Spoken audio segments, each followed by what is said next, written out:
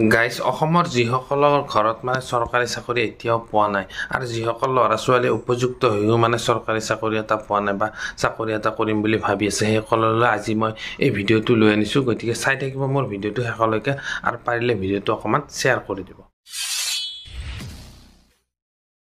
নমস্কাৰ গাইজ, মই মোৰ ইউটিউব চেনেল নিউ ডিম ব্লগলৈ আপোনালোকক স্বাগতম জনাইছোঁ। আশা কৰোঁ সকলোৱে ভালে আছে।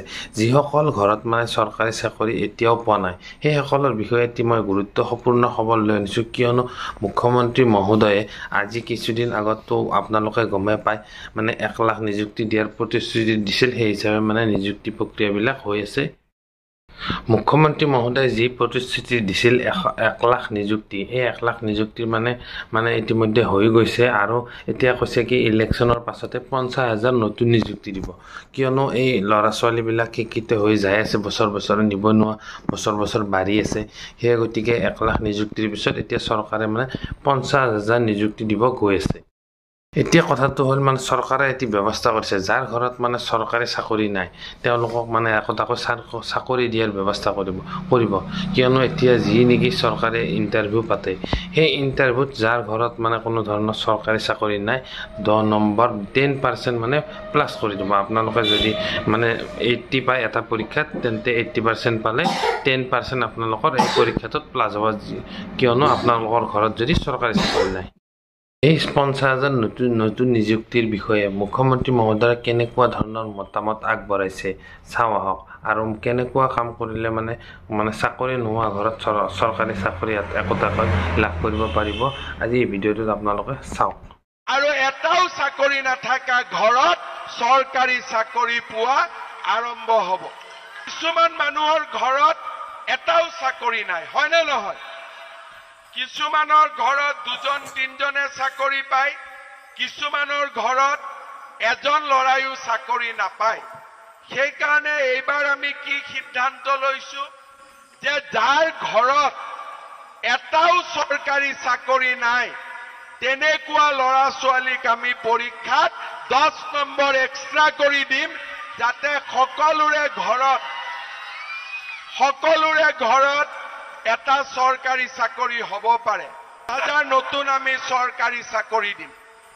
এতিয়া মই আৰু এটা কথা চিন্তা কৰিছো, যেতিয়া চাকৰি ৰিজাল্ট দিয়ে তেতিয়া আমি দেখা পাওঁ যে এখন ঘৰতে কেতিয়াবা 2-3টা ল'ৰাই চাকৰি পায় আৰু কিছুমান মানুহৰ ঘৰত এটাও চাকৰি নাই, হয়নে নহয়?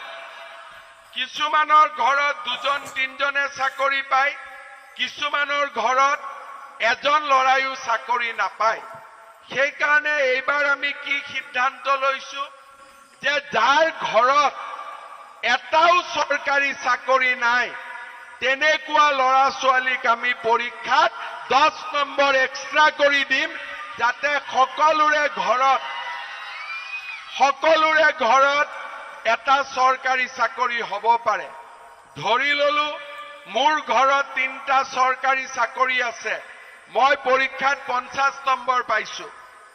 ধৰি ললো মোৰ ঘৰত এটাও চাকৰি নাই, ময়ো 50 নম্বৰ পাইছো। চাকৰি নোপোৱা ল'ৰাটোৰ নম্বৰৰ লগত 10 নম্বৰ যোগ হৈ যাব আৰু এটাও চাকৰি নাথাকা ঘৰত চৰকাৰী চাকৰি পোৱা আৰম্ভ হ'ব।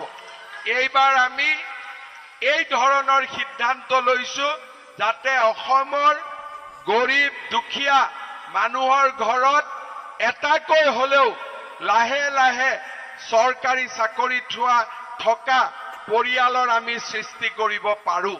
সেইকাৰণে ৰাইজক মই অনুৰোধ কৰিম যে ৰাইজ আমাৰ ল'ৰা ছোৱালীক স্কুলত পঠাব লাগে, আমাৰ ল'ৰা ছোৱালীক কলেজত পঠাব লাগে, আমাৰ ল'ৰা ছোৱালীক পঢ়াব লাগে। কাৰণ এতিয়া আমাৰ অসমত পঢ়িলে চাকৰি হয়, শিক্ষা লাভ কৰিলে চাকৰি হয়, দালালক টকা দিলে আৰু অসমত চাকৰি নহয়। শ্ৰদ্ধা ৰাইজ, মেট্ৰিক পৰীক্ষাৰ ৰিজাল্ট দিলে। গতিকে যদি আজিৰ ভিডিঅ'টো আপোনালোকৰ ভাল লাগিছে তেন্তে লাইক কমেণ্ট কৰিব আৰু লগতে শ্বেয়াৰ কৰিবলৈ নাপাহৰিব। আৰু মই ভাল ভিডিঅ' আপোনালোকৰ মাজত লৈ আনিব চেষ্টা কৰিম। গতিকে চাই থাকিব মোৰ পৰৱৰ্তী ভিডিঅ'। গতিকে আজিলৈ বাই।